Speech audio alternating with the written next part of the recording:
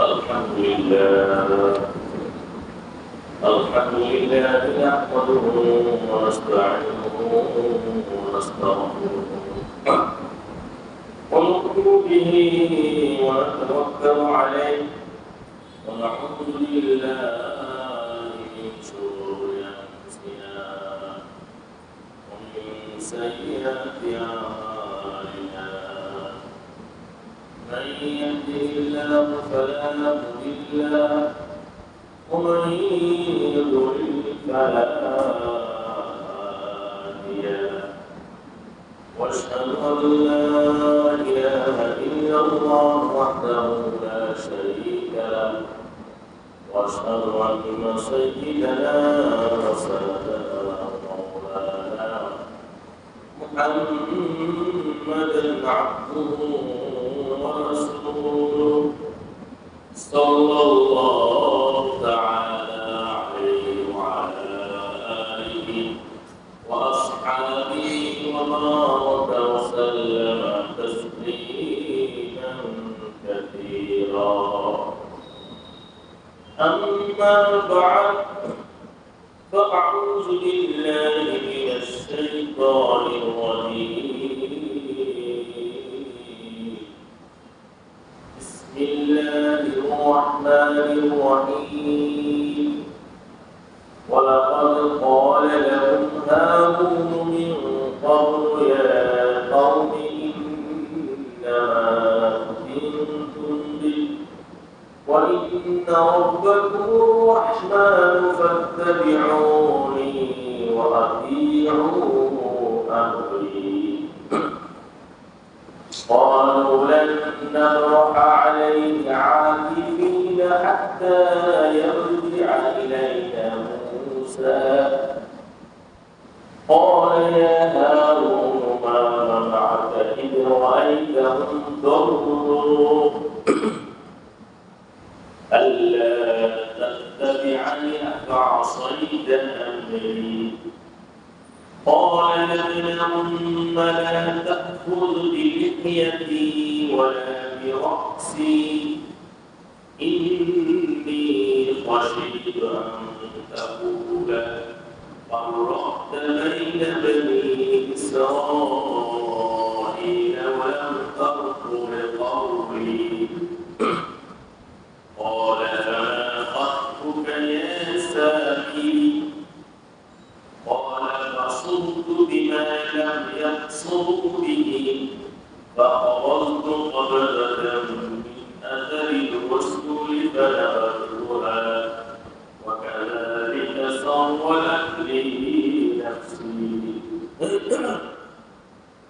قال فاذهب فإن لك في الحياة أن تقول لا مساس وإن لك موعدا لن تخلفه وانظر إلى إلهك الذي ظلت عليه عاكفا لنحرقنه ثم لننسفنه في اليم نسفا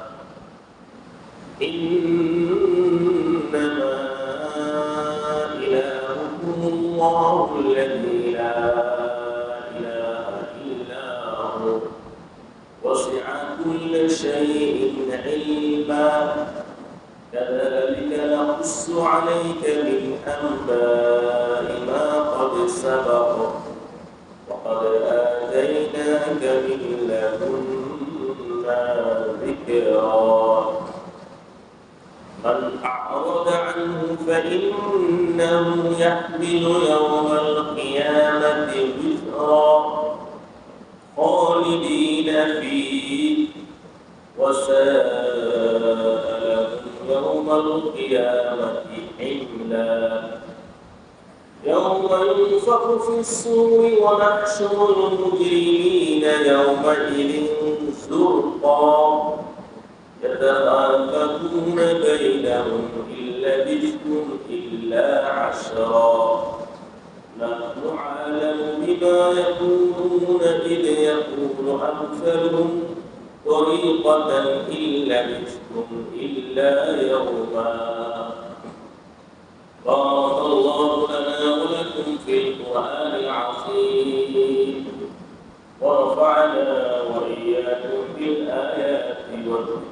الحكيم وتطلع سيشتين استغفار مشرفات أستغفر الله صبر يجرم بركوري أستغفر الله الذي لا إله إلا هو الحي القيوم وأتوب إليه أستغفر الله الذي لا إله إلا هو الحي القيوم وأتوب إليه أستغفر الله الذي لا إله إلا هو الحي القيوم وأتوب إليه ولا حول ولا قوة إلا بالله العلي العظيم اللهم صل على محمد وعلى آل محمد كما صليت على إبراهيم وعلى آل إبراهيم إنك حميد مجيد اللهم بارك على محمد وعلى آل محمد كما باركت على إبراهيم وعلى آل إبراهيم إنك حميد مجيد اللهم صل وسلم وبارك عليه اللهم افتح علينا حكمتك وانشر علينا رحمتك يا ذا الجلال والإكرام ديار يسرك كنت أمور ديار يسرك كنت أمور وبه تغرد سنته شرب يشكل به توفيقه مجمد سميته اللهم صل وسلم وبارك عليه আল্লাহ তাআলা সর্বশেষ মেহেরবানিতে আসমানী সর্বশেষ এবং সর্বশ্রেষ্ঠ কিতাব মহাগ্রন্থ শাশ্বত গ্রন্থ কোরআন কারীমের শাস্ত্রী বসার সুযোগ আল্লাহ তাআলা দান করেছেন অন্তরের অন্তঃস্থল থেকে সবাই শুকরিয়া জ্ঞাপন করে বলি আলহামদুলিল্লাহ আলহামদুলিল্লাহ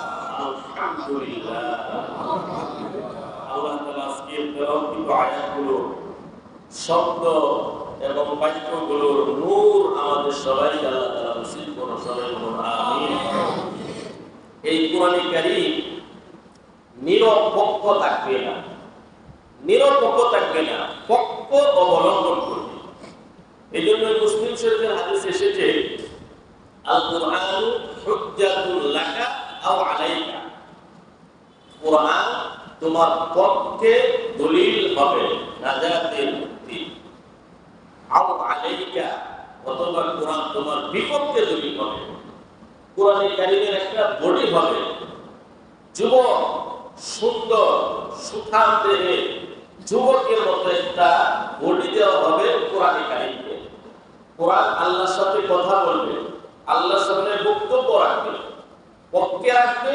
অথবা বিপক্ষে রাখবে কোরআন নিরপেক্ষ থাকবে না কোরআন কি নিরপেক্ষ থাকবে নাকি পক্ষে থাকবে অথবা কি থাকবে বিপক্ষে থাকবে তো কোরআনের তাফসীর যারা শুনেন অত্যন্ত মহব্বতের সাথে আন্তরিকতার সাথে কষ্ট করে আসে আশা করা যায় কোরআন আমাদের পক্ষে সুপারিশ করবে কি বলেন আপনারা বিশ্বাস করেন কিনা রুকু শেষে কোরআন সম্পর্কে আলোচনা আছে যারা কোরআনকে পরিত্যাগ করবে কোরআনকে ছেড়ে দিবে কোরআন তাদের বিপক্ষে ভূমিকা রাখবে জাহান্নামে কোরআন তাদেরকে নিয়ে যাবে নাউজুবিল্লাহ সম্মানিত সুধী গত সপ্তাহে আলোচনা হয়েছিল মূসা আলাইহিস সালাম এবং ফিরআউন আল্লাহ তাআলা মূসা আলাইহিস সালামকে বিজয় করলেন ফিরআউনকে সমুদ্রে ডুবিয়ে নিহত মৃত্যু দিলেন এবং মূসা আলাইহিস সালাম তাকে তাওরাত দেওয়ার জন্য আল্লাহ তাআলা তুর পর্বতে আহ্বান করলেন মূসা আলাইহিস সালাম তাওরাত প্রাপ্তির জন্য আল্লাহ তাআলার কাছে খুব দ্রুত চলে আসলেন 80 জন ব্যক্তিকে সাথে নেওয়ার জন্য আল্লাহ তাআলা বলেছিলেন তারা পিছনে আসতেছিল ঘটনাক্রমে তারা ফিতনার মধ্যে পড়ে গেল সামির নামে এক ব্যক্তি ছিল স্বর্ণ অলঙ্কার আগুনে গলিয়ে এক পাথরের মূর্তি বানালো। এই মূর্তির মধ্যে জিবরাইল আলাইহিস সালাম যখন আসেন ওই সমুদ্রের মধ্যে বিশ্বরূপ তৈরি করার জন্য, তখন সামিরি জিবরিল আলাইহিস সালামের পরিচয় জানতো, চিনে ফেলছিল। তখন জিবরাইল আলাইহিস সালামের ঘোড়া পা যেখানে পড়তো সেখান থেকে কিছু মাটি সংগ্রহ করেছিল। সামিরি স্বর্ণ অলঙ্কার দিয়ে বাছুর বানানোর পরে বাছুরের মধ্যে এই মাটি দিয়ে দিল। এখন বাছুর বে বে বে বাছুরের মতো শব্দ করে। তখন সামিরি বলল, এটাই তোমাদের খোদা, মুসার খোদা। মুসা আল্লাহকে বলে গেছে। নাউজুবিল্লাহ। তখন বনি ইসরাইল এই বাছুরের পূজা করতে শুরু করলো, গোবৎসের পূজা শুরু করে দিল। কত সপ্তাহে আলোচনা হয়েছিল। আল্লাহ রাব্বুল আলামিন মুসা আলাইহিস সালামকে বললেন, মুসা তুমি তোমার কওমকে রেখে চলে আসছো, তারা তো ফিতনায় পড়ে গেছে।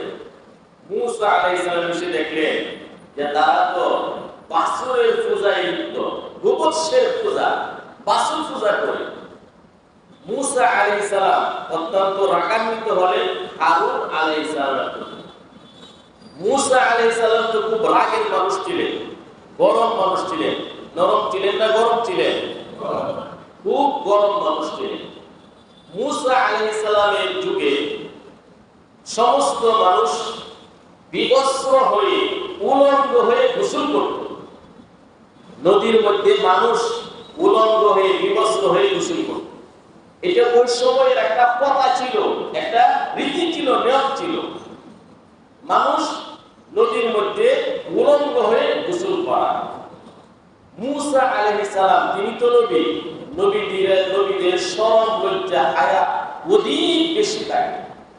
আমাদের নবী করিম সাল্লাল্লাহু আলাইহি সাল্লাম কুমারী মহিলার যে শরম, তার চেয়ে বেশি শরম ছিল নবী করিম সাল্লাল্লাহু আলাইহি সাল্লাম। এত লজ্জা, এত হায়া, এত বেশি শরম আমাদের নবীর ছিল। তো যারা নবী রাসূল হন তাদের শরম বেশি থাকে, তাদের ব্যক্তিত্ব মানবিক গুণ বেশি হয়, অসাধারণ।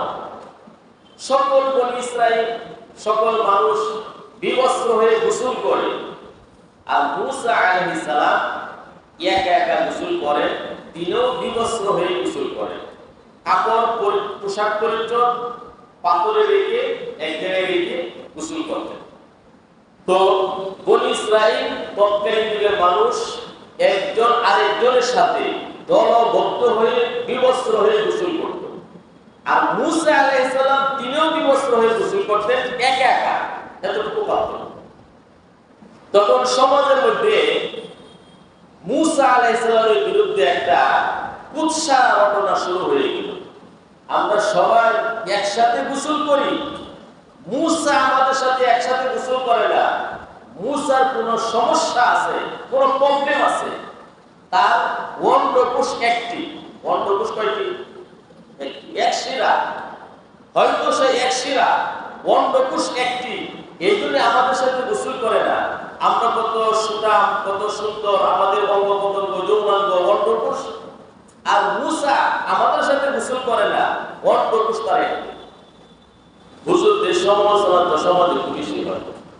এই আলোচনা রাস্তাঘাট, বাজার, শাস্ত্র সব জায়গার মধ্যে মুসা আলাইহিস সালামের অন্ডকোষ একটি, এই আলোচনা।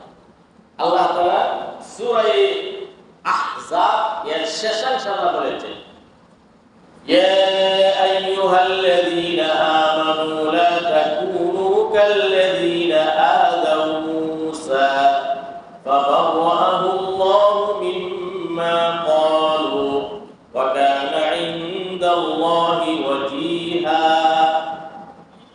হে ঈমানদারগণ, তোমরা এমন হইও না যেমন মুসা আলাইহিস সালামকে কষ্ট দিয়েছিল।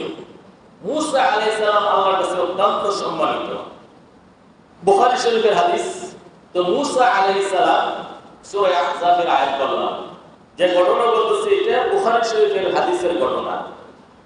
তো বনি ইসরাইল অন্যান্য মানুষ একা একা দলবদ্ধ হয়ে বিবস্ত্র হয়ে গোসল করে। মুসা আলাইহিস সালাম তিনিও বিবস্ত্র হয়ে একাকার গোসল করে। একদিনের ঘটনা, মুসা আলাইহিস সালাম তার পোশাক পরিচ্ছদ কাপড় চোপড় এক পাথরে রেখে একা একা নদীতে নামলেন গোসল করার জন্য। আল্লাহ তাআলার নির্দেশে মুসা আলাইহিস সালাম যখন গোসল করেন, পাথর মুসা আলাইহিস সালামের পোশাক পরিচ্ছদ সব নিয়ে পাথরে এক দৌড় দিল। পাথরে কি করলো? দৌড় দিল। ওই দিন বনী ইসরাইল সেখানে একটি উৎসব ছিল, উৎসবের দিন। দেশের জনতা সবাই একসাথে। মুসা আলাইহিস সালাম বিবস্ত্র, তিনি পাথরকে ডাকেন, ইয়া হাজার সাউবি, ইয়া হাজার সাউবি, এই পাথর আমার কাপড় দে, এই পাথর আমার কাপড় দে। পাথরে আর কথা শুনে না, পাথরে এক দৌড় দিয়ে বনী ইসরাইলের উৎসব সমাবেশে চলে গেল। তখন সবাই দেখলো আমাদের অন্ডকোষ থেকে মুসা আলাইহিস সালাম অনেক সুন্দর, অনেক সবল। তখন মুসা আলাইহিস সালাম পাথরকে ধরলেন, কাপড় পরিধান করলেন, রাগে এমন পানি দিলেন পাথর চূর্ণ চূর্ণ হয়ে গেল। বুখারী শরীফের হাদিস। ওটা কি বুখারী শরীফের? এই হাদিসে বোঝা যায় মুসা আলাইহিস সালামের রাগ কত বেশি ছিল। বুখারী শরীফের আরেকটি হাদিসে আসছে, জিবরিল মালাকুল মউত আসলেন মুসা আলাইহিস সালামের কাছে জান কবজ করার জন্য। মুসা আলাইহিস সালাম রাগে এমন তাপ্পর দিলেন, মালাকুল মউতের চোখ কানা হয়ে গেল। আল্লাহর কাছে গেলেন, আল্লাহ তাআলা চোখ বন্ধ করে দিলেন। এরপর আবার আল্লাহ তাআলা প্রেরণ করলেন, আবার যাও মুসার কাছে। মালাকুল মউত এসে বলে, হে মুসা আলাইহিস সালাম, আল্লাহ বলেছেন আপনার হাতকে একটি বড় ষাঁড়ের উপর রাখার জন্য। আপনার হাতের তলে যে পরিমাণ পশম লোম পড়বে, প্রত্যেকটা পশমের বিনিময়ে 1 বছর করে হায়াত আপনাকে দেওয়া হবে। মুসা আলাইহিস সালাম বললেন, এরপরে আমার কি হবে? তখন মালাকুল মউত বললেন, এরপরে আপনার মৃত্যু অনিবার্য হবে। মুসা আলাইহিস সালাম বললেন, তাহলে আমাকে এখনই মত দিয়ে দাও, আমার জান খরচ করো। বুখারী শরীফের হাদিস। এই হাদিসের দ্বারা বুঝতে পারলাম মুসা আলাইহিস সালাম খুব রাগান্বিত ছিলেন। কি ছিলেন? খুব গরম মানুষ ছিলেন। তো মুসা আলাইহিস সালাম তুর পাহাড়ে চলে গেছে। ওই দিকে হারুন আলাইহিস সালাম লক্ষ লক্ষ বনী ইসরাইল সামরি গোবর্ষ বানিয়ে চক্রান্ত করে বলল, এই গোবর্ষ গরুর বাছুর তোমাদের আল্লাহ, তোমাদের ইলাহ। মুসা আলাইহিস সালামের ইলাহ মুসা ভুলে গেছেন, নাউজুবিল্লাহ।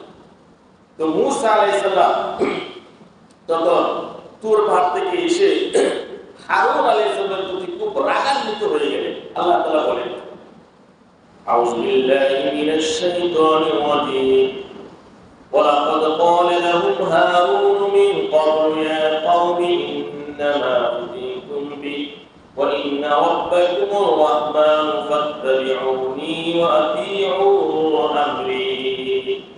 আল্লাহ বলেন, অবশ্যই হারুন আলাইহিস সালাম তাদেরকে বললেন, ইতিপূর্বে হে আমার সম্প্রদায়, হে আমার জাতি, তোমরা এই পরীক্ষায় পড়েছ। নিশ্চয়ই তোমাদের প্রতিপালক হলেন দয়াময় আল্লাহ, দয়াময় রহমান। ফাত্তাবিউনি, তোমরা আমার অনুসরণ করো, আনুগত্য করো। ওয়া আতিউ আমরি, আমার আদেশই তোমরা পালন করো। قالوا لن نبرح عليه عاكفين حتى يرجع إلينا موسى। তারা বনী ইসরাইল বলল, আমরা ততক্ষণ পর্যন্ত গোবর্ষের বাছুরের পূজা করব যতক্ষণ পর্যন্ত মুসা আমাদের কাছে ফিরে আসবেন। হারুন আলাইহিস সালাম তাদেরকে বুঝাইলেন, আরে এটা তো গরুর বাছুর, আমাদের ইলাহ প্রভু হতে পারেন না। আমাদের প্রভু তো হলেন দয়াময় আল্লাহ, যিনি রহমান রহিম।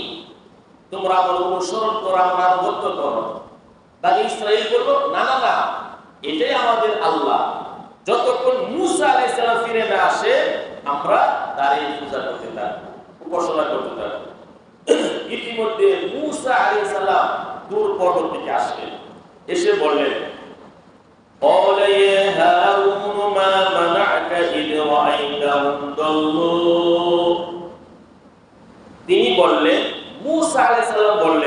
হারুন, তোমাকে কোন জিনিসে বাধা দিয়েছে? যখন তুমি দেখলে বনি ইসরাইল বিপদগামী হয়ে গেল, লাঞ্ছিত হয়ে গেল, পথহারা হয়ে গেল, শিরকে লিপ্ত হয়ে গেল, গোবর্ষের পূজা করে, তোমাকে কোন জিনিসে নিষেধ করেছে তাদেরকে বাধা দিতে? হে হারুন, তুমি কেন বাধা দিলে না? আল্লাহ তাত্তাবিআনি আফআসাইতা আমরি, তুমি কি আমার অনুসরণ করো না? তুমি কি আমার নাফরমানি করলে? মূসা আলাইহিস সালাম হারুন আলাইহিস সালামের প্রতি খুব ক্ষিপ্ত হলেন, রাগান্বিত হলেন। قال يا بني أم لا تأخذ بلحيتي ولا برأسي إني خشيت أن تقول فرقت بين بني إسرائيل ولم ترقب قولي। মূসা আলাইহিস সালাম ডান হাতে ধরলেন মাথার চুলের মধ্যে, হারুন আলাইহিস সালামের বাম হাতে ধরলেন দাড়ির মধ্যে। মূসা আলাইহিস সালাম রাগে ক্রোধে তার ভাই হারুন আলাইহিস সালামের ডান হাতে মাথার মধ্যে মাথার চুলে ধরলেন, বাম হাতে দাড়ির চুলে ধরলেন। তখন হারুন আলাইহিস সালাম বলেন, হে আমার মার পেটের ভাই, আপনি আমার মাথা এবং দাড়ির চুলে ধরবেন না। আপনি আমার কথা শুনে, আমি তাদেরকে অনেক বাধা দিয়েছি। আমি যদি সত্য ভূমিকা রাখতাম, আপনি দেশে বলতেন, হে হারুন, এই বনি ইসরাইলের মধ্যে বিভক্ত তুমি কেন করলে? এদেরকে তুমি বক্তব্য দিয়ে এদের মধ্যে এত বিভাজন তুমি কেন করলে? আপনি তো এই কথা বলতেন। আল্লাহ বলেন, قال يا ابن أم لا تأخذ بلحيتي ولا برأسي। হারুন আলাইহিস সালাম বললেন, হে আমার মার পেটের ভাই, লা তাখুয বিলিয়াদি, আমার দাড়িতে ধরবেন না, ওয়ালা বিরাসি, আমার মাথায় ধরবেন না। ইন্নী খাশীতু আন তাকুলা ফাররাকতা বাইনা বনি ইসরাঈল, আমি আশঙ্কা করেছিলাম আপনি তো বলবেন বনি ইসরাঈলের মধ্যে তুমি পার্থক্য সৃষ্টি করেছো, বিভাজন গ্রুপ সৃষ্টি করেছো। ওয়ালাম তাকুল কাউলি, আমার কথা তো আপনি তখন কবুলই করতেন না। হারুন আলাইহিস সালামের মাথার মধ্যে দাড়ির মধ্যে মূসা আলাইহিস সালাম শক্ত করে ধরলেন, ধরে বলতেছেন এই করব সেই করব, মানে প্রহার করবে, আঘাত করবে। হারুন আলাইহিস সালাম রাগে বলতেছেন, হে আমার মার পেটের ভাই, আমার দাড়িতে ধরবেন না, মাথায় ধরবেন না। আমি অনেক বুঝাইছি, কিন্তু আরো বেশি শক্ত ভূমিকা রাখলে আপনি বলতেন, তুমি কেন বিভক্ত করেছো? আমার কথাই তো আপনি শুনতেন না। এরপরে মূসা আলাইহিস সালাম সামিরীকে বললেন, قال فما خطبك يا سامري, হে সামিরী, কি ব্যাপার? তুমি এই সম্প্রদায়কে এই গোবর্ষের পূজার মধ্যে কেন লিপ্ত করলে? قال بصرت بما لم يبصروا به فقبضت قبضة من أثر الرسول فنبذتها وكذلك سولت لي نفسي। সামিরী বলে, আমি যা দেখেছি কেউ তা দেখেনি। জিবরিল আলাইহিস সালামের পায়ের গোড়ার পায়ে থেকে আমি মাটি নিয়ে গোবর্ষের মধ্যে আমি ঢুকিয়ে দিয়েছি। আমার মন চেয়েছে, এই জন্য আমি এমন করেছি। তখন মূসা আলাইহিস সালাম এই সামিরী মুনাফিকের প্রতি এত বেশি রাগান্বিত হলেন, ক্ষিপ্ত হয়ে বদ্ধ করলেন, বললেন, قال فاذهب فإن لك في الحياة أن تقول لا مساس। হে সামিরী, তুমি এখন চলে যাও, তুমি সারা জীবন বলবে লা মিসাসা, আমাকে কেউ স্পর্শ করবে না। মূসা আলাইহিস সালাম এই বদ্ধ করার কারণে সামিরী নামক মুনাফিক লোকালয় থেকে, জনগণ থেকে বন জঙ্গলে চলে গেল। কারণ সামিরীর গায়ে যদি কেউ স্পর্শ করত বা সামিরী যদি কাউকে স্পর্শ করত, উভয়ের গায়ে জ্বর এসে যেত। সামিরীকে মূসা আলাইহিস সালাম বললেন, তুমি সারা জীবন বলবে লা মিসাস, আমাকে কেউ ছুঁইবে না, আমাকে স্পর্শ করবে না। এই বন্ধ করার কারণে সামিরী যদি কাউকে স্পর্শ করত বা কোনো মানুষ যদি সামিরী ব্যক্তিটাকে স্পর্শ করত, উভয়ের গায়ে সাথে সাথে জ্বর উঠে যেত। এই জন্য সামিরি সারা জীবন বন জঙ্গলে কাটাইছেন, লোকালয়ে আসেন নাই, মানুষের কাছে সে আসে নাই। কারণ তাকে স্পর্শ করলে বা সে কাউকে স্পর্শ করলে সাথে সাথে জ্বর এসে যেত। আমরা করোনার সময় দেখেছি কেউ কারো গায়ে স্পর্শ করতো না, করতো না কি? হ্যান্ডশেক করতো না, মুসাফা করতো না, দেখা করতো না। মানে স্পর্শ করলে যদি ওই করোনা হয়ে যায় তো 1500 বছর আগেও আল্লাহ তাআলা বলেছেন, মুসা আলাইহিস সালাম সামিরীকে কথা বলেছিলেন, লা মিসাস, তুমি আমাকে স্পর্শ করবে না। তো সারাটা জীবন সামিরী এভাবে কাটিয়েছিল। আল্লাহ তাআলা বলেন, ওয়া ইন্না লাকা মাউইদান লান তুখলাফা ওয়ানজুর ইলা ইলাহিকা আল্লাযী যালতা আলাইহি আকিফা লানুহাররিকান্নাহু সুম্মা লানুনসিফান্নাহু ফিল ইয়াম্মি নাসফা।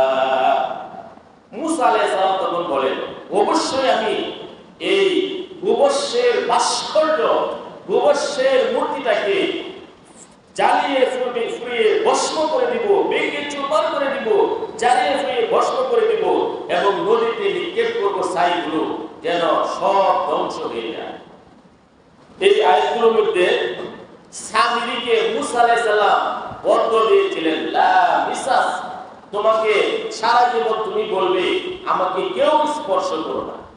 এই আয়াত থেকে আমরা শিক্ষা পাই, অনেক শিক্ষা পাই যে মূর্তি ইসলামের মূর্তি ভাস্কর্যের কোনো বিধান নাই। মানুষের মূর্তি হোক, কোন প্রাণীর মূর্তি হোক, ভাস্কর্য হোক, মূর্তি ভাস্কর্যের একই বিধান। যে কোনো ধরনের মূর্তি হোক, ভাস্কর্য হোক, ইসলামে এইগুলা নিষিদ্ধ।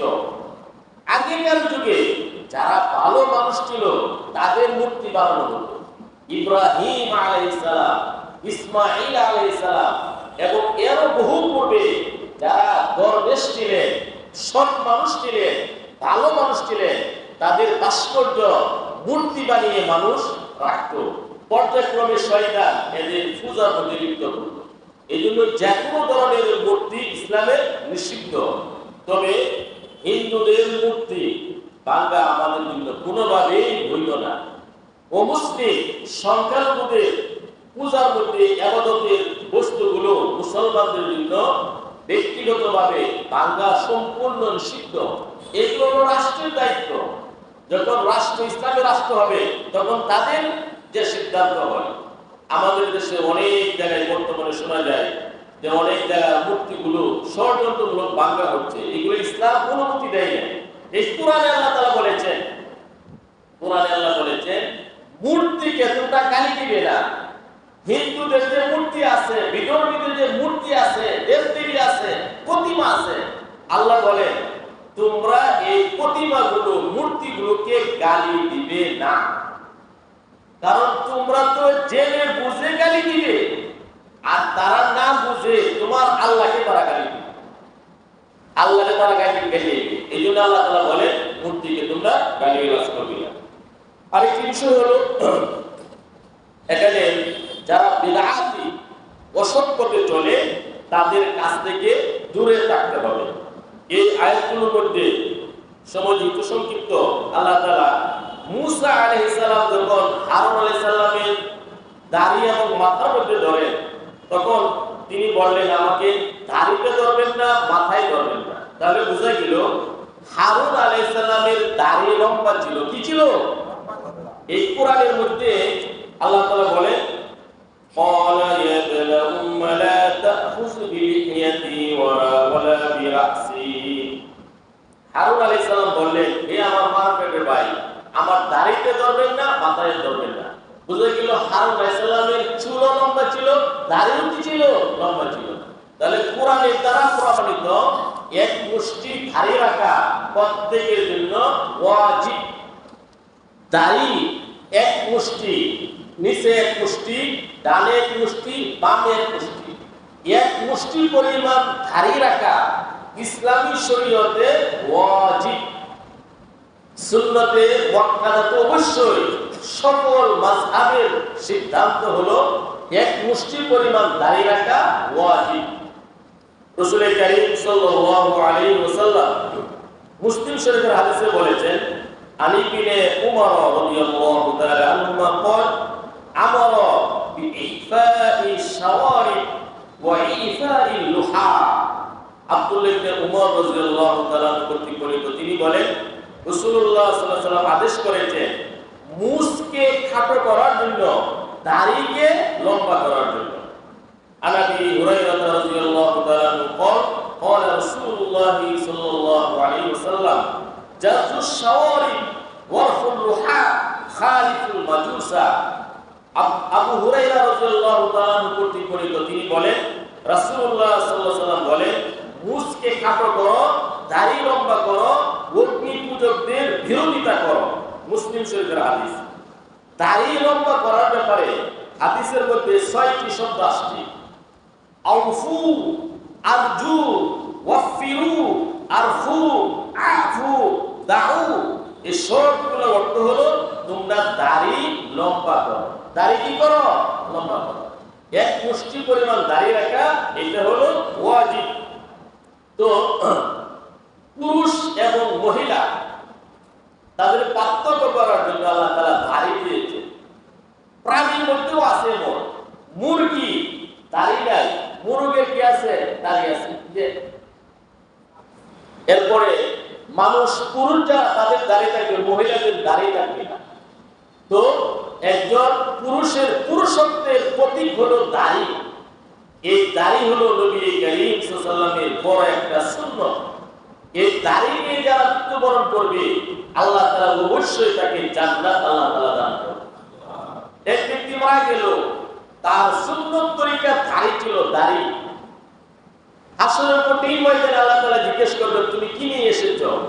ওই ব্যক্তি বলবে তেরে মাহবুব কি শাবাহাত লেকে আয়া হো, তেরে মাহবুব কি শাবাহাত লেকে আয়া হো, हकीकत उसको तू कर दे मैं सूरत लेके आया हूं। या अल्लाह আমার তেমন কোনো আমল নাই, তোমার হাবিব তোমার বন্ধু রাসূল কারীম সাল্লাল্লাহু আলাইহি ওয়াসাল্লামের দাড়ির মতো আমি একখানা দাড়ি নিয়ে আসছি, এই দাড়ির ওসিলায় আমাকে maaf করে দাও। আল্লাহ তাআলা তাকে maaf করে দিবেন। সম্মানিত সুধী, মৃত্যুর পর কবরের জগতে যখন সওয়াল করা হবে মার রব্বু, তোমার রবকে, ওমা দীনুকা, তোমার ধর্ম কি, মা হাযা রাজুল আল্লাযী বুইসা ফীকুম, তোমাদের পয়গম্বরের ব্যাপারে কি ধারণা। তখন সর্বপ্রথম আমাদের ইসলামের মুসলিম হিসাবে শনাক্ত করার জন্য দাড়ি আমাদের কাজে আসবে। মৃত্যুর পর কোনো আমল এমন নাই শরীরের মধ্যে আমি যে মুসলিম, আপনি যে মুসলিম মুমিন বোঝানোর জন্য একটাই প্রমাণ, সেটা হলো দাড়ি। এই দাড়ি যখন থাকবে তখন পরকালে কবরের জগতে আনন্দিত হবে, মনটা প্রফুল্ল থাকবে। আর যদি ক্লিন শেপ থাকে ইহুদি খ্রিস্টানদের মধ্যে মতো, তাহলে কিন্তু খুব খারাপ লাগে। ক্লিন শেপ দাড়ি মুন্ডানো 24 ঘন্টায় গুনাহ হয়। যারা দাড়ি মুন্ডায় শেভ করে রাখে মসজিদে বসে থাকলেও গুনাহ করে, ঘুমাইলেও গুনাহ করে, যেখানেই যা সেখানেই গুনাহ করে। এই জন্যই দাড়ি হলো সকল নবী রাসূলের সুন্নাত। ইব্রাহিম আলাইহিস সালাম, ইসমাঈল আলাইহিস সালাম, হারুন আলাইহিস সালাম, মূসা আলাইহিস সালাম, আম্বিয়া আলাইহিস সালাম, লক্ষাধিক নবী রাসূল আল্লাহ তাআলা প্রেরণ করেছেন। প্রত্যেক নবী রাসূলের দাড়ি ছিল। কি ছিল? দাড়ি ছিল। এজন্যই দাড়ি হলো নবীদের একটা বড় সুন্নাত। আমাদের নবীরও দাড়ি ছিল। এজন্যই যারা দাড়ি রাখবে নবীর সুন্নতের মধ্যে থাকবে। একজন কবি খুব সুন্দর বলেছেন, নকশে কদম নবী কে হে জান্নাত কি রাস্তে, নকশে কদম নবী কে হে জান্নাত কি রাস্তে, আল্লাহ সে মিলাতে হে সুন্নত কি রাস্তে। আপনি যদি নবীর তরিকায় চলে আপনি জান্নাতের পথে চলতেছেন, আর নবীর সুন্নাত অনুযায়ী চললে আল্লাহকে পাওয়া যাবে। এজন্য শেখ সাহেব একটি কবিতা বলেছেন, খেলাফে পয়গম্বর কাছে রাহগাসি কে হার বিজবা মঞ্জিল লাহা হাদরসি। নবীগণের বিরুদ্ধাচরণ করে বিপরীত চলে কেউ মঞ্জিলে মুকসুদ পর্যন্ত বুঝতে পারবে না। এই জন্য দাড়ি ইসলামের শিআর, ইসলামের একটা নিদর্শন, বড় একটা নিদর্শন হলো দাড়ি। এই জন্য দাড়িটা রাখা। কখন আমাদের মৃত্যু এসে যে আমরা কেউ বলতে পারি না। বলতে পারেন নাকি? আমাদের এই জামার একটা গ্যারেন্টি আছে, টুপির গ্যারেন্টি আছে, পোশাক পরিচ্ছদের একটা গ্যারেন্টি আছে, আমাদের মৃত্যুর কোনো গ্যারেন্টি নেই। কখন মৃত্যু আসে আমরা কেউ বলতে পারি না। এগুলো হতে পারে বসা তাফসীর থেকে ওঠার আগেও অনেকে হায়াত আলেমুন্ডা শেষ হয়ে যেতে পারে, পারে কি পারে না? এই জন্য মৃত্যুর জন্য সবাই কি করা? প্রস্তুত থাকা। একদিন মরনা হে আখিরি মৌত হ্যায়, একদিন মরনা হে আখিরি মৌত হ্যায়, কালি ঝুকানা হে আখিরি মৌত হ্যায়। মৃত্যু নিমন্ত্রণ, মৃত্যু তো আসবে। এই জন্য যা করার এখনই করে ফেলা, কারণ কখন মৃত্যু আসে আমরা কেউ বলতে পারি না। এই জন্যই দাড়ি হলো ইসলামের শিআর। এক মুষ্টি দাড়ি রাখা, এক মুষ্টির অতিরিক্ত দাড়ি কেটে ফেলা। অনেকে কি করে অনেক নাভি পর্যন্ত দাড়ি রাখে, দাড়ি একদম ছেড়ে দেয়। এটা কিন্তু উচিত না। ফতোয়ার কিতাবে আছে এক মুষ্টির অতিরিক্ত দাড়ি রাখলে মেধা কমতে থাকে, আর এতে বিশ্রী দেখা যায়, সৌন্দর্য চেহারার মধ্যে ফুটে আসে না। এই জন্য এক মুষ্টি নিজের মুঠ দিয়ে প্রত্যেকের হাতে এক মুষ্টি যে অতিরিক্ত দাড়ি সেটা কেটে ফেলা, এক মুষ্টির অতিরিক্ত দাড়ি কেটে ফেলা, মুখটাকে পরিপাটি সুন্দর রাখা। অনেকের দাড়ি অনেক লম্বা, নাভি নিচে পড়ে, এটা খুবই বিশ্রী দেখা যায়। ও মুসলিমরা দেখার পরে ঘৃণার ভাব আসে, আর এটা ইসলামের নোংরামি শিক্ষা দেয় না। এই জন্য এক মুষ্টির উপরে দাড়ি কেটে ফেলবে। ময়মনসিংহে আমি একসময় ছিলাম অনেকদিন। হ্যালো, একজন মুরব্বী ছিল, অনেক লম্বা দাড়ি, দাড়ির মধ্যে গিরো দিত। দাড়ির মধ্যে গিরো দেওয়া কবিরা গুনাহ, লানত আসে আল্লাহর পক্ষ থেকে। লম্বা হওয়ার কারণে দাড়ির মধ্যে গিরো দিত। ও নাম ছিল আব্দুল কুদ্দুস, হয়তো মারা গেছে অনেক দিন আগে। আব্দুল কুদ্দুস ভাই, আল্লাহ তাআলা মাফ করে জান্নাত দান করুন। তো অনেক লম্বা দাড়ি, আমি বললাম দাড়ি কেটে ফেলে, এক মুষ্টি অতিরিক্ত রাখা যাবে না। দাড়ি কাটার পরে ঘটনাক্রমে তার জ্বর আসলো। তখন সে বলতে লাগলো, হুজুরের কথা, দাড়ি কাটছি আমার জ্বর আসছে। আমি বলছি এটা আপনার ভ্রান্ত ধারণা, এটা কি শরীয়তের বিধান, এক মুষ্টির অতিরিক্ত দাড়ি কাটতে হবে। যাক, আরেকটি বিষয় হলো এখানে ওলা বিরাসি কথা বলছে, মাথার ধরবে না, তাহলে বুঝে গেল মাথার মধ্যে পাপড়ি ছিল। মাথার চুল তিন ভাবে রাখা যায়। কয় ভাবে রাখা যায়? তিন ভাবে রাখা যায়। একটি হলো পাপড়ি হবে, পাপড়ি এক নম্বর পদ্ধতি। দুই নম্বর পদ্ধতি চতুর্দিক দিয়ে সমান, 1 পয়েন্ট বা 2 পয়েন্ট যেভাবে রাখেন, চতুর্দিক দিয়ে মাথার চুল কি থাকবে? সমান থাকবে। 3 নম্বর হলো মুন্ডিয়ে রাখা। এই তিনটা পদ্ধতিতে চুল রাখা যায়। 1 নম্বর হলো পাপড়ি, 2 নম্বর ছোট করে রাখা চতুর্দিক দিয়ে, 3 নম্বর মুন্ডিয়ে রাখা। কিন্তু এখন ফ্যাশন প্রিয় আমাদের যে যুবক তরুণ সমাজের যে অবস্থা, একটু চুলে দিতে কাটে মধ্যে দিয়ে কত ফ্যাশন করে। বুখারী শরীফের 5921 নং হাদিসে আল্লাহ রাসূল নিষেধ করেছেন এই ফ্যাশন করাকে। আলী ইবনে উমর আন্না রাসূলুল্লাহ সাল্লাল্লাহু আলাইহি ওয়াসাল্লাম নাহা আনিল কাযাই। আব্দুল্লাহ ইবনে উমর বলে রাসূলুল্লাহ সাল্লাল্লাহু আলাইহি ওয়াসাল্লাম নিষেধ করেছেন কাযা থেকে। বুখারী শরীফ হাদিস নম্বর 5921। নাহা আনিল কাযাই, কাযা বলা হয় একদিকে চুল রেখে আরেক দিকে চুল খাটো করা। বর্তমানে আমাদের তরুণ যুবকদেরকে যে দেখা যায় চুল রাখে, এটা সম্পূর্ণ নিষেধ। আল্লাহ রাসূল 1500 বছর আগে নিষেধ করেছেন। ইহুদিদের বেশভূষা ধারণ করা যাবে না। মান তাশাব্বাহা বিকাউমিন ফাহুয়া মিনহু, যে জাতি যাদের বেশভূষা ধারণ করবে তাদের অন্তর্ভুক্ত হয়ে যাবে। এই জন্য আমাদের যুব সমাজকে, তরুণ সমাজকে, আমাদের সন্তানদেরকে বুঝাইতে হবে তোমার চুল চতুর্দিক দিয়ে এক সমান রাখতে হবে। যদি চুল রাখো এক সমান রাখতে হবে, নতুবা মুন্ডিয়ে ফেলো, যিনি মুন্ডিয়ে না ফেলে এক সমান রাখতে হবে। এখন যে ফ্যাশনে চুল রাখে এটাকে কাযা বলা হয়। এই কাযা 1500 বছর আগে নবী কারীম সাল্লাল্লাহু আলাইহি ওয়াসাল্লাম নিষেধ করেছে। যারা এইভাবে চুল রাখবে আল্লাহ লানত যে জাতির সাথে সম্পর্ক রাখে তাদের অন্তর্ভুক্ত হবে। আল্লাহ রাব্বুল আলামিন কোরআনের এক আয়াতে বলেছেন, ولا تركنوا إلى الذين ظلموا فتمسكم النار। যারা জালেম কাফের মুশরিক তাদের প্রতি সামান্যতম তোমরা ঝুঁকে পড়ো না। তো আমাদের যুব সমাজ এই যে মাথার চুল এভাবে ফ্যাশন করে রাখে, এটা সম্পূর্ণ নিষিদ্ধ। আমরা যারা অভিভাবক আছি এদেরকে বুঝিয়ে ওই সমস্ত এইভাবে চুল রাখা থেকে এদেরকে বিরত রাখতে হবে। দুটো করে চুল রাখবে না, এটাকে কাজা বলা হয়। আল্লাহ নবী 1500 বছর আগে নিষেধ করেছেন।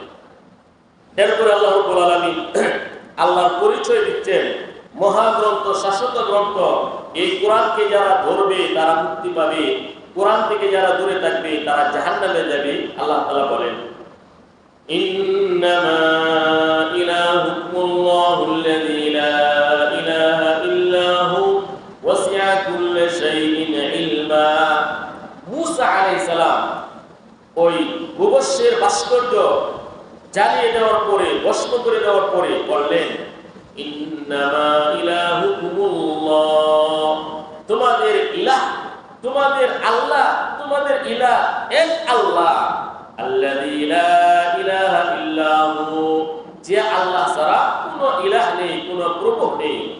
ওয়াসি'a কুল্লি শাইইন ইলমা, সব জিনিস তার কাছে, সব বিষয়ে তার জ্ঞান পরিব্যাপ্ত, সব বিষয়ে আল্লাহ তাআলা ভালোভাবে জানেন। তো আমাদের ইলাহ, সারা বিশ্বের ইলাহ একমাত্র আল্লাহ। আল্লাহ ছাড়া আমাদের কোনো ইলাহ নেই, কোনো প্রভু নেই। রিজিকের একমাত্র মালিক আল্লাহ তাআলা, সুস্থতার একমাত্র মালিক আল্লাহ তাআলা, অসুস্থতার একমাত্র মালিক আল্লাহ তাআলা। ইজ্জতের একমাত্র মালিক কে? বেইজ্জতির একমাত্র মালিক কে? আমাদের সামনে যদি পরিষ্কার কয়েক মিনিট আগে, কয়েক ঘন্টা আগে যিনি মহাসম্মানিত, কয়েক ঘন্টা পরে তিনি সবচেয়ে লাঞ্ছিত। আশ্চর্য ব্যাপার, আল্লাহ পারে কি পারেন না? এই সব ক্ষমতা এককভাবে কার? আল্লাহ তাআলা। কাযালিকা নাকুসসু আলাইকা মিন আনবাই মা ক্বাদ সাবাক ওয়া লাকাদ আতাইনাকা মিন লাদুন্না যিকরা। এমনভাবে আমি আমার পক্ষ থেকে তোমাদেরকে বিভিন্ন সংবাদ দিয়ে ইতিপূর্বে যা ঘটেছিল, ওয়া লাকাদ আতাইনাকা মিন লাদুন্না যিকরা, হে নবী অবশ্যই আমি আপনাকে আমার পক্ষ থেকে জিকির দান করেছি, মহাগ্রন্থ কোরআনে কারীম দান করেছি। কোরআনে কারীমের একটি নাম হলো জিকির। কোরআনের অনেক নাম রয়েছে, 50টার উপরে কোরআনের নাম আছে। 4টা নাম হলো জাতি নাম, কোরআন, ফুরকান, জিকির। এর মধ্যে এগুলো হলো কোরআনে কারীমের জাতি নাম। তো আল্লাহ তাআলা বলেন, ওয়ালাকাদ আতাইনাকা মিন লাদুন্না যিকরা, হে নবী আমি আপনাকে আমার পক্ষ থেকে জিকির দান করেছি।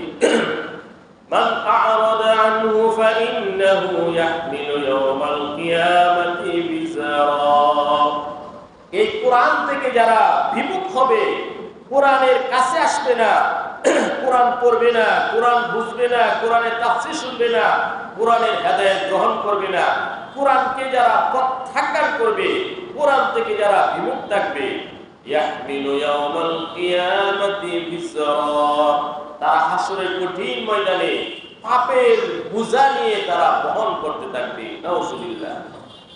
খালিদিনা ফীহি, পাপের বোঝা নিয়ে তারা জাহান্নামে যাবে। ওয়াসাআ লাহুম ইয়াওমাল কিয়ামাতি হিমলা, আর কত নিকৃষ্ট এই পাপের বোঝা। আল্লাহ রাব্বুল আলামিন বলেন, আল্লাহ তাআলা এই কোরআনকে যারা গ্রহণ করবে না তারা পাপের বোঝা নিয়ে হাসরের মাঠে উঠবে। তো যারা কোরআন গ্রহণ করবে, কোরআন তাদের জন্য শুরুতে যা বলেছে সুপারিশ করবে। সূরাতুল ফুরকানের 30 নম্বর আয়াতে আল্লাহ তাআলা বলেছেন, যারা কোরআনকে পরিত্যাগ করেছে, নবী করিম সাল্লাল্লাহু আলাইহি ওয়াসাল্লাম তাদের বিরুদ্ধে আল্লাহর আদালতে মামলা মোকদ্দমা আল্লাহ রাসূল পেশ করলেন। নাউযুবিল্লাহ।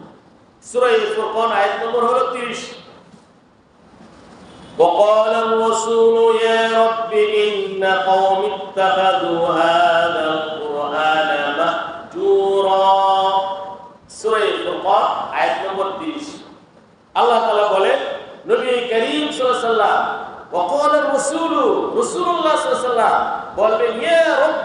হে আমার প্রভু ইন্না কওমি ইত্তাখাযু হাযাল কুরআনা মাহজুরা, আমার জাতি এই কোরআনকে পরিত্যাগ করেছে। মক্কার মুশরিকরা কোরআনকে ছেড়ে দিয়েছে, তাদের বিরুদ্ধে আল্লাহ নবী আল্লাহর আদালতে মামলা মোকদ্দমা পেশ করবে।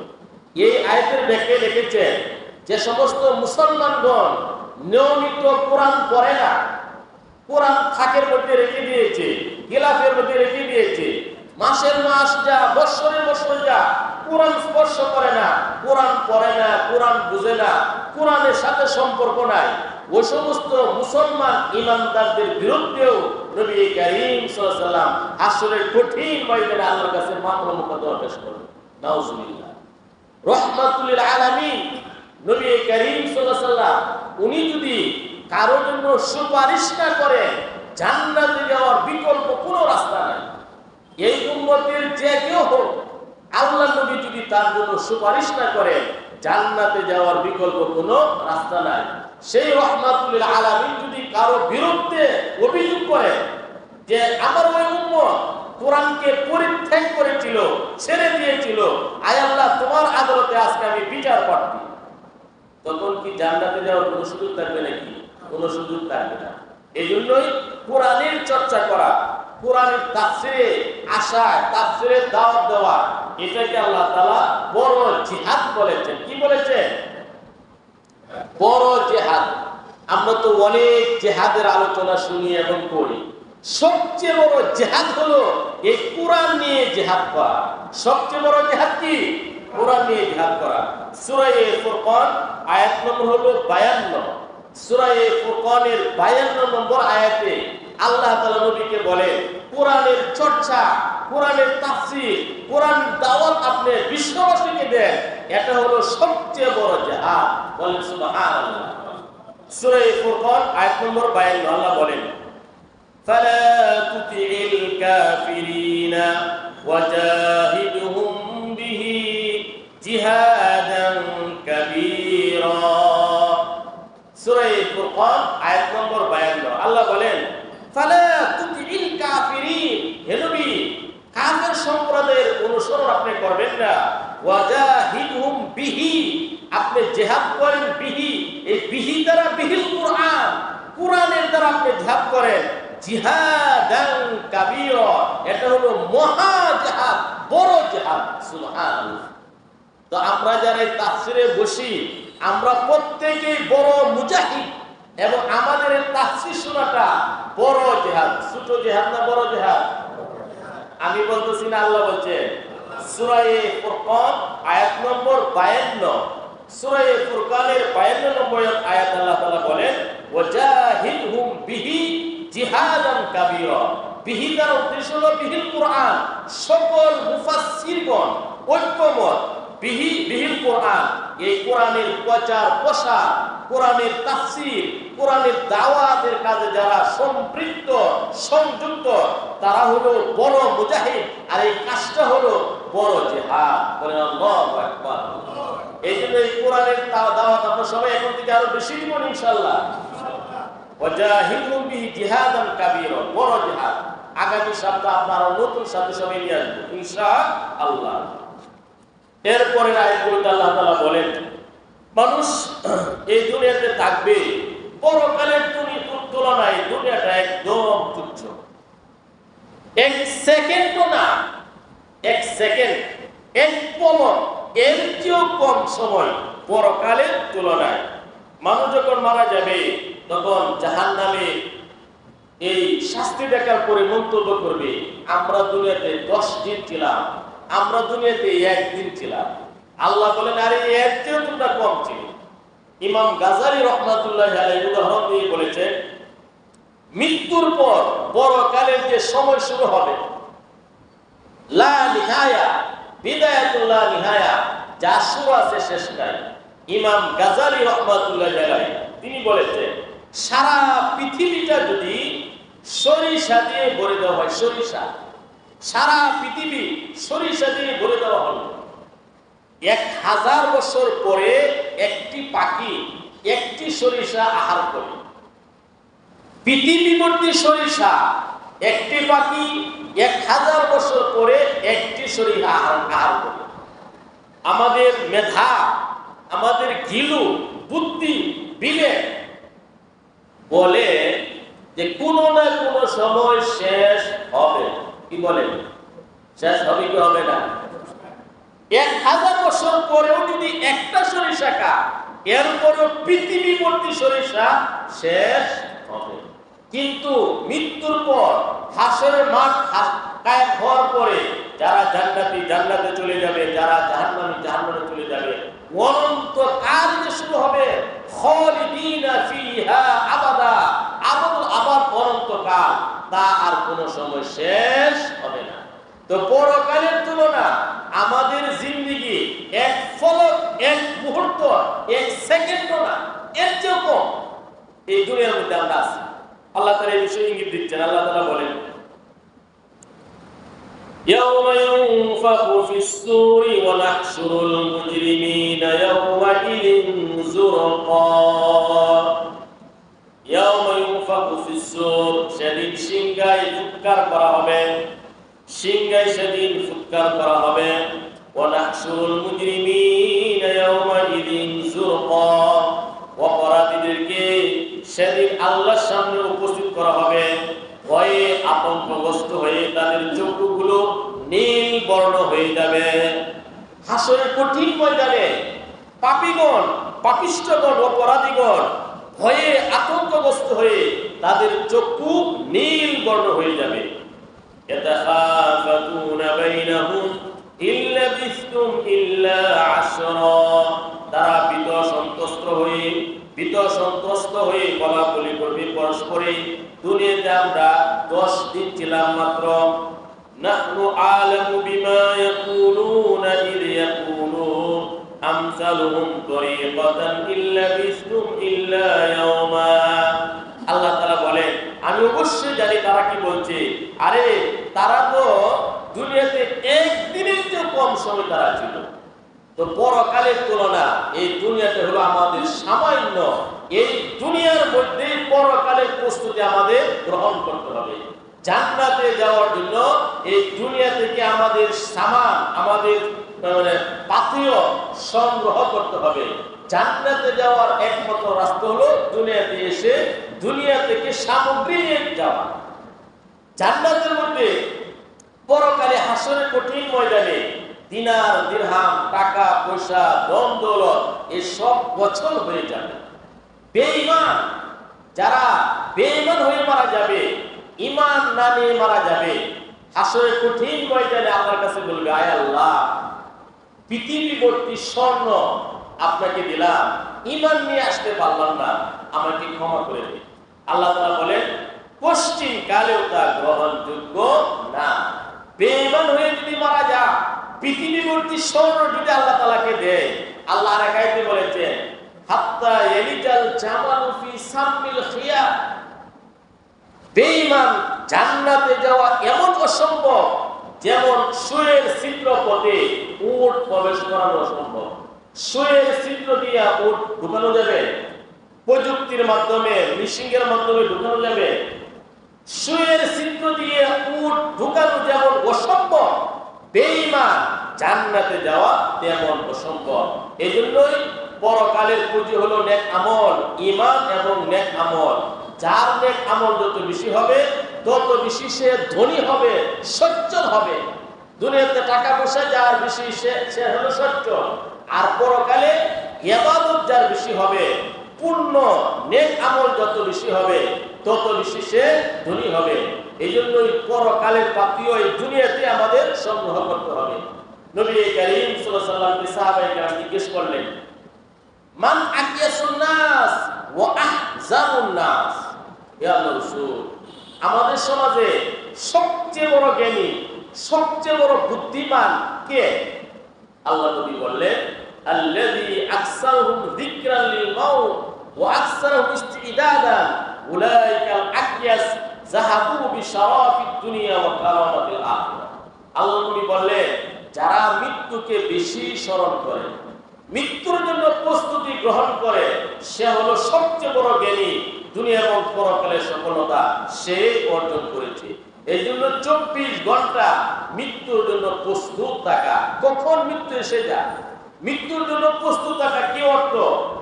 মরে গেলে মিল্লাত পড়াবে, এই জন্য টাকা জমা করা, মৃত্যুর জন্য কাপড়ের কাপড় খরিদ করে রাখা, বাঁশ খরিদ করে রাখা, এটা কি মৃত্যুর প্রস্তুতি নাকি? না না না, মৃত্যুর প্রস্তুতি হলো 5 ওয়াক্ত নামাজ জামাতের সাথে গুরুত্ব সহকারে আদায় করা।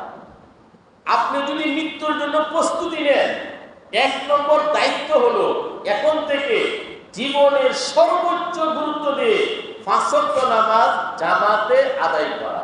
নামাজটা আদায় করা জীবনের সর্বোচ্চ গুরুত্ব দিয়ে, এই জন্যই নামাজটা জামাতের সাথে আদায় করা। যে নামাজ ত্যাগ করে সুদ মানে নেশাখোর এবং চুরি করা, নেশা করা, জিনা করা, এর চেয়েও মারাত্মক অপরাধী যে বেনামাজি। বেনামাজি নেশাখোর থেকে এবং জিনাখারি থেকে সবচেয়ে বড় পাপী। মুসা আলাইহিস সালামের কাছে এক ব্যক্তি আসলো, এক মহিলা মুসা আলাইহিস সালামের দরবারে। মুসা আলাইহিস সালাম তো রাগী মানুষ ছিলেন, আজকে আলোচনা করি। এক মহিলা আসলো, এসে বলল, হে আল্লাহর পয়গম্বর মুসা, আমি অবৈধভাবে মেলামেশা করে প্রেগনেন্ট হয়ে সন্তান জন্ম দিয়েছি, ছেলে সন্তান। এই যার সন্তানকে আমি আবার নিজে হত্যা করেছি। হে আল্লাহর পয়গম্বর মুসা, আল্লাহর কাছে বলেন আল্লাহকে আমাকে মাফ করবেন। মুসা আলাইহিস সালাম রাগে বললেন, দূর হও, দূর হও, তুমি জিনা করেছো একটা পাপ, প্রেগনেন্ট হয়ে আমার সন্তান প্রসব করলে, এই ছেলে সন্তানটাকে আবার হত্যা করলে, আল্লাহর গজব তোমাকে সহ আমাকে ধ্বংস করে ফেলবে, তাড়াতাড়ি দূরে যাও। সাথে সাথে আল্লাহ তাআলা মুসা আলাইহিস সালামের প্রতি ওহী প্রেরণ করলেন, হে মুসা, এই মহিলাটাকে তুমি আমার রহমত থেকে নৈরাশ করে দিলে, এই মহিলা থেকে তোমার কাছে আরো নিকৃষ্ট ব্যক্তিরা তো আছে। মহিলা থেকে তোমার কাছে কি আছে? নিকৃষ্ট ব্যক্তি আছে। মুসা আলাইহিস সালাম বলেন, আল্লাহ, এই মহিলা থেকে নিকৃষ্ট ব্যক্তি কারা? জিনা করলো, অবৈধভাবে সন্তান জন্ম দিল, যার সন্তান তাকেও হত্যা করলো, তার চেয়েও মারাত্মক অপরাধী, মহা অপরাধী এমন প্রেতাত্মাকে আল্লাহ বললেন বেনামাজি, সে হলো এই মহিলা থেকে নিকৃষ্ট। বেনামাজি এই মহিলা থেকে কি নিকৃষ্ট? তা আমাদের সমাজে কি বেনামাজি নাই? কত পার্সেন্ট লোক নামাজ পড়ে? এই জন্য মৃত্যুর জন্য 1 নম্বর প্রস্তুতি হলো 5 ওয়াক্ত নামাজ গুরুত্ব সহকারে আদায় করা। 2 নম্বর প্রস্তুতি হলো হকুল ইবাদ আদায় করা, পাওনাদারের পাওনা আদায় করা। হাদিসের মধ্যে আসছে মৃত্যুর পর সব ধরনের গুনাহ মাফ করে দেওয়া হয়, শহীদ ব্যক্তির গুনাহ মাফ করে দেওয়া হয়, ইল্লা দায় ঋণ আল্লাহ তাআলা মাফ করেন না। অপরের যে প্রাপ্য ঋণ, এই ঋণ আল্লাহ তাআলা কি করেন না? মাফ করেন না। এই জন্য বুখারী শরীফের হাদিস আসছে, নবীজির সামনে যখন লাশ নিয়ে আসা হতো, নবীজি জিজ্ঞেস করতেন, এই লোকটা কি ঋণগ্রস্ত? যদি বলা হতো হ্যাঁ তিনি ঋণগ্রস্ত, নবীজি বলতেন আমি তার জানাজা পড়াবো না। নবীজি জানাজা পড়তেন না, চলে যেতে অন্য কেউ তার জানাজা পড়তেন। এরপরে যখন ইসলামের অনেক দেশ জয় হয়ে গেল, রাষ্ট্রীয় কোষাগারে সম্পদ সঞ্চিত হলো, সাহাবায়ে কেরাম স্বাবলম্বী হলেন, নবী করিম সাল্লাল্লাহু আলাইহি ওয়াসাল্লাম স্বাবলম্বী হলেন, তখন যখন জানাজা আসতো আল্লাহ নবী বলতেন লোকটা কি ঋণগ্রস্ত কিনা। যদি বলা হতো হ্যাঁ উনি ঋণগ্রস্ত, ঋণী, নবী বললেন আমি ব্যক্তিগতভাবে তার সকল ঋণ পরিশোধ করে দিলাম। এরপরে নবীজি তার জানাজা করতেন। এত বড় ভয়াবহ অবস্থা। হাদিসের মধ্যে আসছে যারা ঋণগ্রস্ত, যে পাপক পাওনাদার, মসজিদের মধ্যে তাকে তাকদা দিতে পারে, মেহমান আসলে তাকদা দিতে পারে, ইমাম সাহেব আগে আমার টাকা দেন এরপরে নামাজ পড়ার, এটা অধিকার আছে পাওনাদারের। ইন্না লিসাহিবিল হাক্কি মাকালা, পাওনাদার কটু বাক্য বলা, দুর্ব্যবহার করার অধিকার শরীয়তে দিয়েছে। আর যে ঋণগ্রস্ত সে শুধু বলবে সরি, মাপ চাই, আমার একটু সময় দেন, একটু কাইন্ডলি সময় দেন। পাওনাদারের কোনো রাগ গোসা করতে পারবে না, ওই ঋণী ব্যক্তি রাগ গোসা করতে পারবে না। আর পাওনাদার বকাঝকা কটু বাক্য বলার অধিকার শরীয়তে দিয়েছে। যাক, আল্লাহ তাআলা আমাদের সবাইকে আজকের এই সংক্ষিপ্ত তাফসীরের উপর আমল করার তৌফিক দান করুন। আমিন। ওয়া আখিরু দাওয়ানা আলহামদুলিল্লাহি রাব্বিল আলামিন।